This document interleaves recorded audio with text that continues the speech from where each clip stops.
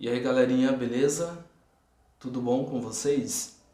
Pessoas, hoje nós iremos finalizar o capítulo 25 do livro de Gênesis, só que nós iremos refletir a partir do versículo 27.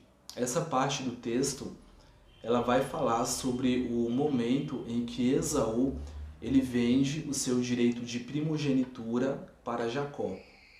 A mensagem pode parecer um pouco dura, em alguns momentos talvez até soe ofensiva, só que eu não posso deixar de falar para vocês aquilo que Deus ele coloca no meu coração.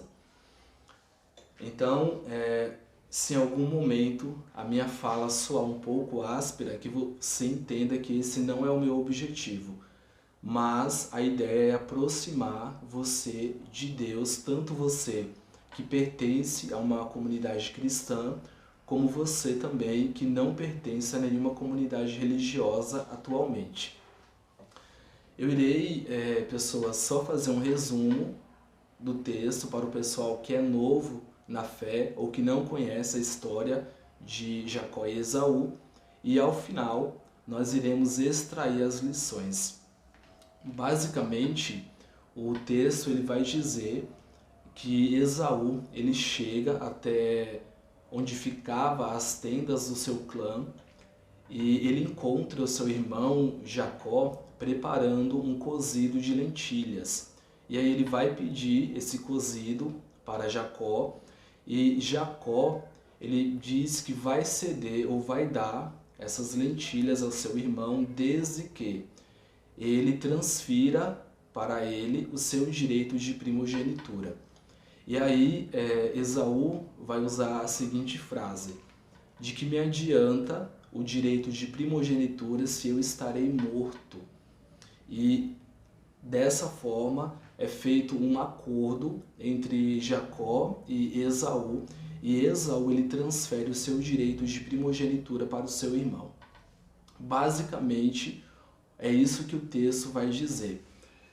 Quando a gente olha para essa parte da Bíblia e a gente lê o texto, a gente entende que a única coisa que aconteceu foi uma transferência da primogenitura de um filho para outro. Só que a ideia, ou o que existe nas entrelinhas dessa parte da Bíblia, vai muito mais além do que aquilo que a gente geralmente imagina. Nesse momento, Esaú ele não está só transferindo o seu direito de primogenitura, mas ele está rejeitando ou está desprezando aquilo que é sagrado, aquilo que é santo, e ele está também, de certa forma, pessoas, rejeitando ou desfazendo, menosprezando os costumes do seu clã ou da época em que ele vivia. E aí eu vou trazer aqui alguns exemplos para ilustrar o que eu estou dizendo. Só para a gente entender, e talvez algumas pessoas não saibam o que é o direito de primogenitura, eu falei isso no último vídeo, mas eu irei nesse momento recapitular para a gente conseguir entender. A gente sabe que com o direito de primogenitura, o primogênito ele herdava a chefia do clã. Além da chefia do clã, ele recebia uma porção maior dos bens do seu pai, ou ele recebia uma porção dobrada, e além disso, das bênçãos materiais, existiam também as bênçãos espirituais, ou seja, ele herdaria o clã e militarmente, quem iria tomar as decisões ou firmar os acordos com os outros clãs era esse primogênito, mas também ele iria ministrar toda a cerimônia relativa ao culto. E a gente tem isso com Abraão. Lembra que Abraão ele firmou um acordo com Abimeleque, só a título de exemplo. E dentre esse acordo que Abraão firmou com Abimeleque, Abraão ele disse que não entraria em conflito com Abimeleque, com o rei, e Abimeleque também não iria entrar em conflito com ele, e nem com as suas gerações, ou com os seus filhos e netos.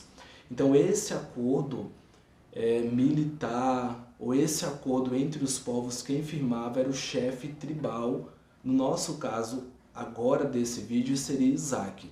E aí a gente tem também com Abraão, com Isaac, Abraão, e após a morte de Abraão, Isaac ministrando, oferecendo sacrifícios ao Criador. E aí essa chefia do clã, tanto material quanto espiritual, ela é transferida seria na verdade transferida para Esaú, só que Esaú vai ceder esse direito ou esses privilégios para o seu irmão. Superado o que seria esse direito de primogenitura, eu disse para vocês que Esaú ele rejeita a Deus e ele rejeita os costumes do seu clã. A gente consegue perceber isso por quê?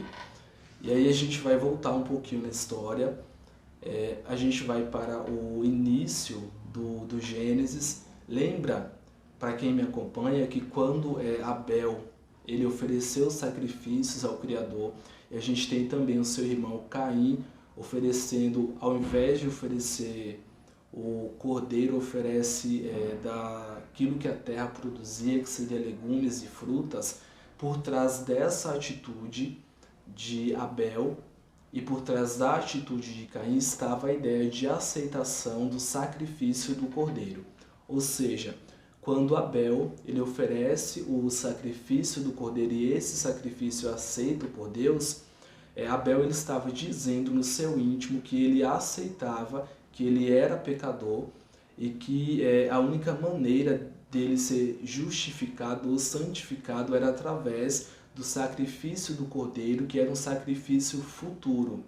E Caim, quando ele oferece aquilo que a terra produzia, ele estava dizendo no seu íntimo que ele não aceitava o sacrifício de Cristo por ele, e de certa forma ele responsabilizava o Criador pela expulsão dos pais dele do Jardim do Éden. E na cabeça de Caim, toda a maldade e pecado que existia era fruto dessa expulsão do Criador em relação a ele e a sua família.